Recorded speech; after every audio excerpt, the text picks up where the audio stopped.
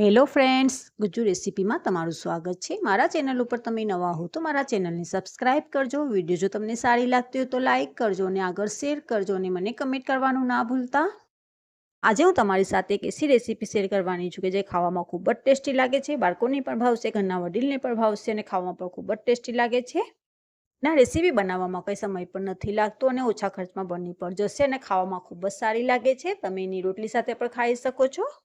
આજે આપણે બનાવશું ડુંગળી અને બટેટાનું શાક। આ શાક ખાવામાં ખૂબ જ ટેસ્ટી લાગે છે। અહીંયા મેં લીધું છે તેલ। તેલને આપણે પહેલાં ગરમ કરી લઈએ। ગેસને મેં સ્લો ફ્લેમ પર રાખ્યો છે એ માટે કે તેલ વધારે ગરમ ન થઈ જાય, એ માટે તેલને આપણે ઓછું જ ગરમ કરવાનું છે। હવે એમાં આપણે નાખી દઈએ ડુંગળી। ડુંગળી મેં અહીંયા 2 લીધી છે અને મેં બારીક કાપી લીધી છે, તમે જોઈ શકો છો। ડુંગળીને આપણે પહેલાં તળી લઈએ। હવે મેં અહીંયા ગેસને હાઈ ફ્લેમ પર કરી દીધો છે। પ્યાજને આપણે તળવાની છે એ માટે। ને વધારે ગુજરાતી નથી આવડતું, પણ હું પૂરી કોશિશ કરું છું કે હું સારી રીતે બોલીને તમને સમજાવી શકું। એ રેસીપી તમને સારી લાગી તો આગળ શેર કરજો, તમારા ઘરના લોકો સાથે શેર કરજો, તમારા ફ્રેન્ડ સાથે શેર કરજો અને મને કમેન્ટ કરવાનું ના ભૂલતા। પ્યાજ અને બટેટાનું શાક ખાવામાં ખૂબ જ ટેસ્ટી લાગે છે અને જલ્દીથી બની પણ જશે।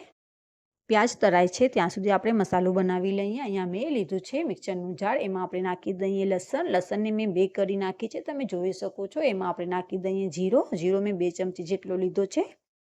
લસણ અને જીરો નાખવાથી એનો ટેસ્ટ વધારે આવે છે અને ખાવામાં ખૂબ જ ટેસ્ટી લાગે છે। માં થોડું પાણી નાખીને એને આપણે પીસવાનું છે, એનું બારીક પેસ્ટ બનાવવાનું છે, તમે જોઈ શકો છો। મેં અહીંયા બારીક પેસ્ટ બનાવી લીધું છે। અહીંયા પ્યાજ પર તળાઈ ગઈ છે, તમે જોઈ શકો છો। હવે એને આપણે થાળીમાં નીકાળી લઈએ અને ગેસને આપણે બંધ કરી દઈએ। પ્યાજ બટેટાનું શાક ખાવામાં ખૂબ જ ટેસ્ટી લાગે છે, ઘઉંની રોટલી સાથે તો વધારે ટેસ્ટી લાગે છે। હવે એમાં આપણે નાખી દઈએ પીસેલું મસાલું, તમે જોઈ શકો છો। જીરા અને લસણનું પીસેલું મસાલું નાખ્યા બાદ એને આપણે સરસ રીતે મિક્સ કરી લઈએ। ગેસને આપણે હાઈ ફ્લેમ પર રાખવાનું છે। હવે એમાં આપણે નાખી દઈએ ટમાટા। મેં અહીંયા 2 ટમાટા નાખ્યા છે, એના મેં નાના નાના કટકા કરી લીધા છે।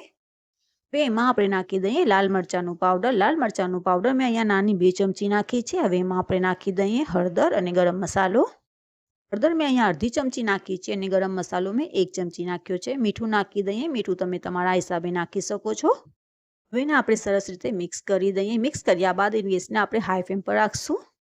હવે એને આપણે ગેસને હાઈ ફ્લેમ પર રાખવાનું છે મસાલા બનાવવા વખતે સુધી આપણે એને પકાવવાનું છે, જ્યાં સુધી એમાંથી તેલ છૂટવા ના માંડે ત્યાં સુધી। તમે જોઈ શકો છો ઉપર થોડું થોડું તેલ આવ્યા માંડ્યું છે। એમાં આપણે નાખી દઈએ તળેલી ડુંગળી, તમે જોઈ શકો છો। બધી એમાં જ નાખી દઈશું આપણે ડુંગળીને અને સરસ રીતે મિક્સ કરી દઈએ।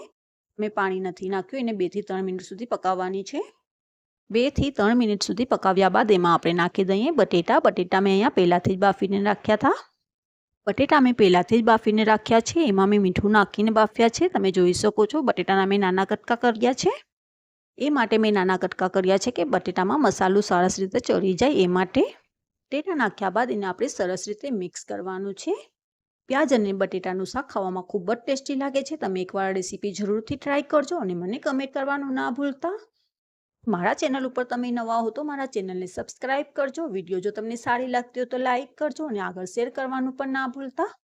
બટેટા અને પ્યાજનું શાક ખાવામાં ખૂબ જ ટેસ્ટી લાગે છે, ઓછા ખર્ચમાં બની પણ જશે અને ખાવામાં પણ ટેસ્ટી લાગશે। તમને ઘઉંની રોટલી સાથે ખૂબ જ ટેસ્ટી લાગશે, મજા આવી જશે ખાવામાં। હવે આ શાક બનવા આવ્યું છે, તમે જોઈ શકો છો। એના ઉપર તેલ આવી ગયું છે, એ માટે આ શાક બની ગયું છે, તમે જોઈ શકો છો। હવે એને આપણે થાળીમાં નીકાળી લઈએ। ને વધારે તો ગુજરાતી નથી આવડતું, પણ હું સારી રીતે બોલીને તમને સમજાવી શકું એ માટે હું પૂરી કોશિશ કરું છું।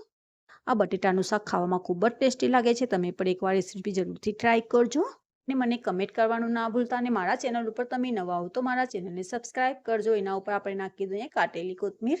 મેં અહીંયા બારીક કાપી છે, તમે જોઈ શકો છો। કોથમીર નાખ્યા બાદ એનું ટેસ્ટ વધી જશે અને ખાવામાં ખૂબ જ ટેસ્ટી લાગે છે। મારા ઘરમાં તો બધાય લોકો ખાય છે, તમે પણ એકવાર જરૂરથી ટ્રાય કરજો, તમારા ઘરના લોકો જરૂરથી ખાશે આ રેસીપી।